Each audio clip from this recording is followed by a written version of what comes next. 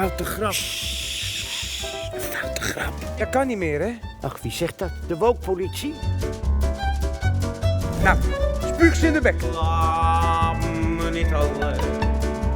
Maar dit is geen mop. Dit is echt gebeurd. Ik weet het niet meer. Ik wil weer naar binnen. Mijn moeder vraagt of ik morgen langskom. Ga je vaak? Nee, te weinig.